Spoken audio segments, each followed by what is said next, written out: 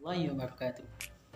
Perkenalkan, nama saya Muhammad Ilmanuddin, NIM 26199096.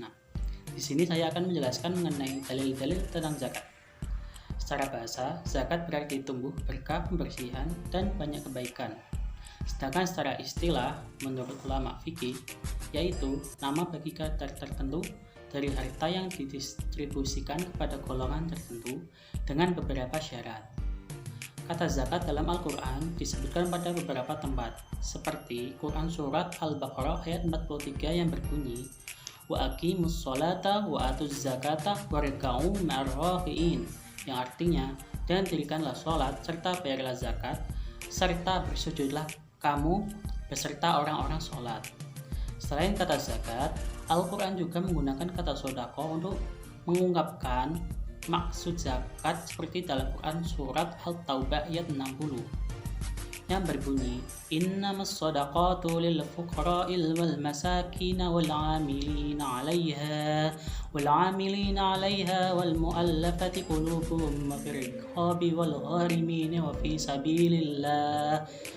sabilillahi wa ibnis sabili fariidatan minallahi wallahu 'alimun hakim.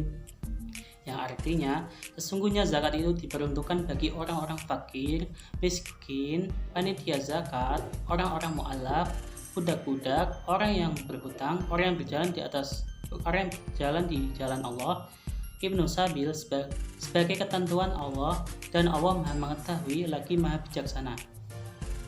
Adapun dasar zakat dalam hadis Nabi secara umum sebagaimana disebutkan dalam riwayat Bukhari 1308 dan Muslim yang artinya dari Ibnu Abbas radhiyallahu anhu bahwasannya Nabi Shallallahu alaihi wasallam mengutus Muaz ke Yaman, lalu menuturkan isi hadisnya, dan di dalamnya disebutkan sesungguhnya Allah telah mewajibkan zakat kepada mereka pada harta mereka yang diambil dari orang kaya mereka dan diberikan kepada orang-orang miskin mereka. Hadis riwayat Muslim dan lafal milik Bukhari. Jadi itu yang dapat saya sampaikan, kurang lebihnya mohon maaf.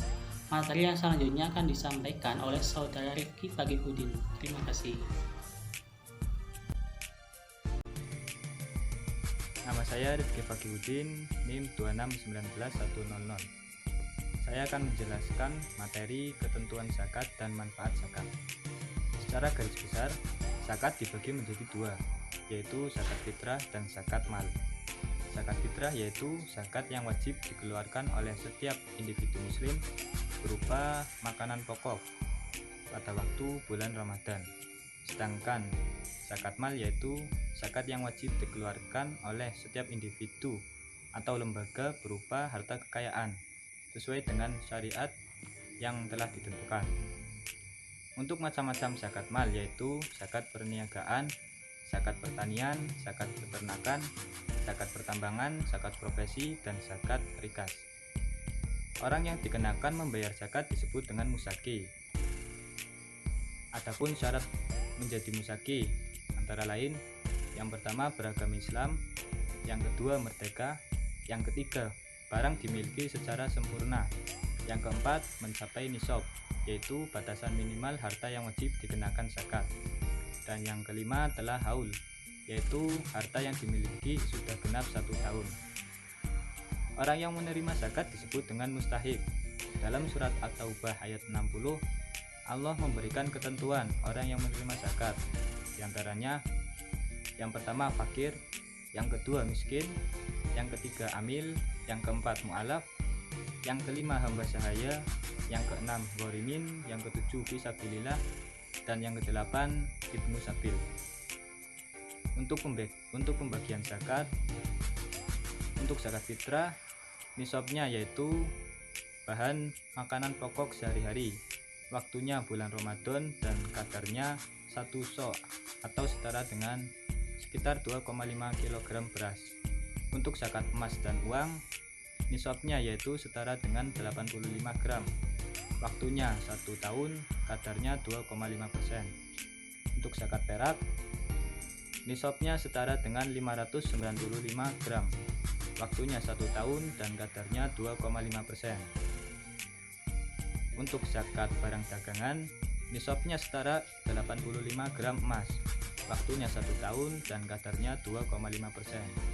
Untuk zakat pertambangan, nisabnya setara 85 gram emas, waktunya 1 tahun dan kadarnya 2,5%. Untuk zakat pendapatan profesi, nisabnya setara 85 gram emas, waktunya setiap kali diperoleh dan kadarnya 2,5%. Sedangkan untuk zakat rikas atau zakat barang temuan, nisabnya tidak ada, waktunya ketika diperoleh barang temuan tersebut dan kadarnya 20%. Untuk zakat hasil pertanian, perkebunan dan hutan, nisabnya setara 653 kg gabah atau 524 kg beras. Waktunya setiap kali panen, kadarnya 10% jika tidak dikenai biaya perairan dan atau 5% jika dikenai biaya perairan. Selanjutnya untuk zakat peternakan. Untuk unta nisabnya 5 ekor, waktunya 1 tahun dan zakat yang dikeluarkan berupa 1 domba. Untuk sapi nisabnya 30 ekor, waktunya 1 tahun. Zakat yang dikeluarkan berupa 1 sapi dengan usia minimal 1 tahun. Untuk kambing, nisabnya 40 ekor, waktunya 1 tahun dan zakat yang dikeluarkan berupa 1 domba. Untuk hewan lainnya seperti ayam, ikan, dan lainnya, nisabnya senilai dengan emas 85 gram, waktunya 1 tahun dan zakat yang dikeluarkan 2,5%. Selanjutnya untuk manfaat atau hikmah dan tujuan zakat. Yang pertama, perwujudan iman kepada Allah Subhanahu wa taala. Yang kedua, zakat mendidik, berinfak dan memberi. Yang ketiga, zakat mengajarkan untuk berakhlak kepada Allah. Yang keempat, zakat mengobati hati dari cinta dunia. Yang kelima, zakat menarik rasa simpati atau cinta. Yang keenam, zakat merupakan hak bagi mustahik dan berfungsi untuk menolongnya. Yang ketujuh, zakat menghindari musaki dari sifat kikir. Yang kedelapan, zakat membangun harmonisasi antara orang kaya dan orang miskin. Yang kesembilan, zakat dapat membersihkan harta. Yang kesepuluh, zakat menumbuhkan keberkahan pada harta yang dizakati. Yang kesebelas, zakat sebagai sumber dana bagi pembangunan sarana dan prasarana yang harus dimiliki oleh orang Islam. Dan yang terakhir, zakat merupakan cara memasyarakatkan etika bisnis yang benar, karena zakat tidak akan diterima dari harta yang batil. Demikian penjelasan mengenai ketentuan dan manfaat zakat. Saya Rina Salsabila dengan NIM 2619101. Saya akan membahas mengenai dalil infak. Jadi sebelum ke dalilnya, kita akan membahas mengenai pengertiannya terlebih dahulu. Jadi infak itu berasal dari kata anfaqo yunfiku, yang artinya membelanjakan atau membiayai. Dan menurut terminologi syariat, infak berarti mengeluarkan sebagian dari harta atau pendapatan untuk suatu kepentingan yang diperintahkan ajaran Islam. Nah, selanjutnya kita ke dalilnya. Dalilnya ada dua, yaitu dari Al-Quran dan Al-Hadis. Dari Al-Quran itu dari surat Al-Isra ayat 100 yang berbunyi Bismillahirrahmanirrahim. Qul law antum tamliquna khazaina rahmati rabbi idzal la amsaktum khasyatal infaq. Yang artinya, katakanlah, kalau seandainya kamu menguasai perbendaharaan rahmat Tuhanku, niscaya perbendaharaan itu kamu tahan karena takut membelanjakannya. Selanjutnya yang dari Al-Hadis, dari Ibnu Majah mengeluarkan sebuah hadis yang menceritakan tentang Rasulullah SAW yang mengatakan, siapa saja yang menafkahkan hartanya di jalan Allah kemudian tinggal di rumahnya, maka setiap dirham yang ia infakkan menjadi 700 dirham pahalanya. Dan siapa saja yang ikut berperang di jalan Allah kemudian menginfakkan hartanya untuk itu, maka ia maka bagi setiap dirham akan menjadi 700 kali dirham di hari kiamat esok. Perkenalkan, nama saya Nur Arum, NIM 2619104. Saya akan menjelaskan tentang ketentuan infak. Nah, infak sendiri merupakan mengeluarkan sebagian dari harta atau pendapatan atau penghasilan untuk suatu kepentingan yang diperintahkan oleh ajaran agama Islam. Nah, ketentuan dari infak sendiri itu berbeda dengan zakat, di mana infak itu tidak mengenal adanya nisab atau batas minimal harta itu harus dikeluarkan. Sedangkan dari zakat itu ada nisabnya. Infak dikeluarkan oleh setiap orang yang beriman, baik yang berpenghasilan tinggi, berpenghasilan rendah, baik yang lapang maupun yang sempit. Nah, infak ini berkaitan dengan materi saja, sedangkan sedekah bisa materi maupun non-materi.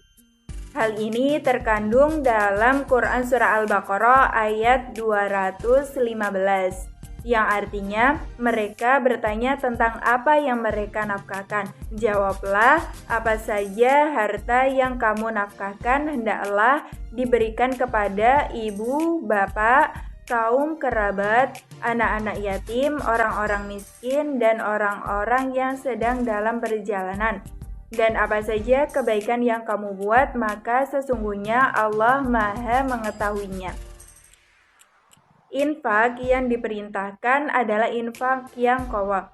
Maksudnya adalah infak pada tempatnya, yaitu infak yang diperintahkan oleh Allah Subhanahu wa Ta'ala yang sesuai dengan ketentuan syariah. Nah, sedangkan infak yang dilarang adalah israf, yang artinya infak itu dalam kemaksiatan kepada Allah atau infak yang haram. Berikut ini adalah pembagian infak berdasarkan hukumnya. Yang pertama ada infak wajib. Infak wajib ini yaitu mengeluarkan harta untuk perkara-perkara yang diwajibkan oleh Allah Subhanahu wa Ta'ala. Nah, di dalam infak wajib itu ada infak atas diri sendiri, zakat, kemudian infak di dalam jihad membela Allah. Segala materi yang dikeluarkan untuk jihad di jalan Allah. Dari sumber lain juga menyebutkan bahwa infak wajib ini diantaranya ada zakat, kafarat, nadar, dan lain sebagainya. Contoh dari infak wajib adalah membayar mahar istri, menafkahi istri, dan lain sebagainya. Kemudian yang kedua adalah infak sunnah. Infak sunnah adalah mengeluarkan harta dengan niat untuk sedekah atau perkara-perkara yang disunahkan oleh Allah. Nah, contoh dari infak sunnah sendiri adalah infak kepada fakir miskin, kepada sesama muslim, bencana alam, kemanusiaan, dan lain sebagainya. Yang ketiga ada infak mubah atau boleh, yaitu mengeluarkan harta untuk perkara-perkara yang diperbolehkan, seperti berdagang, bercocok tanam, dan lain sebagainya. Kemudian ada infak haram, mengeluarkan harta dengan tujuan untuk segala perkara yang diharamkan oleh Allah Subhanahu wa Ta'ala.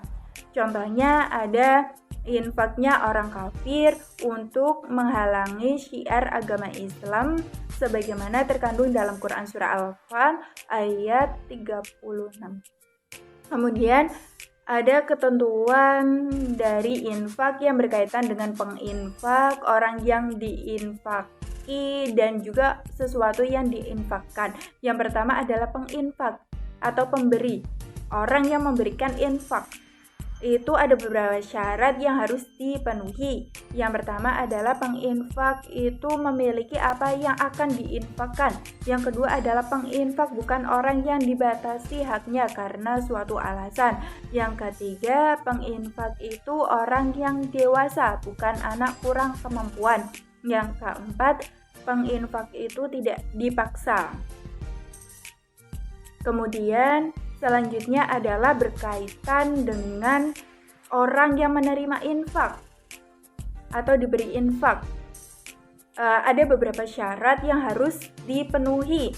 Yang pertama adalah benar-benar ada waktu diberi infak. Yang kedua, dewasa atau balik. Maksudnya adalah orang yang diberi infak ini ada di waktu pemberian infak ketika ia berhalangan waktu kecil, gila, maka infak itu bisa diwakilkan oleh walinya, pemeliharanya atau orang yang mendidiknya. Sekalipun orang itu adalah orang asing. Yang ketiga adalah sesuatu yang diinfakkan, yaitu harus memenuhi beberapa syarat. Yang pertama, ada benar-benar ada. Yang kedua, harta yang bernilai. Yang ketiga, dapat dilihat zatnya atau barangnya itu. Terus yang keempat, tidak berhubungan dengan tempat penginfakan.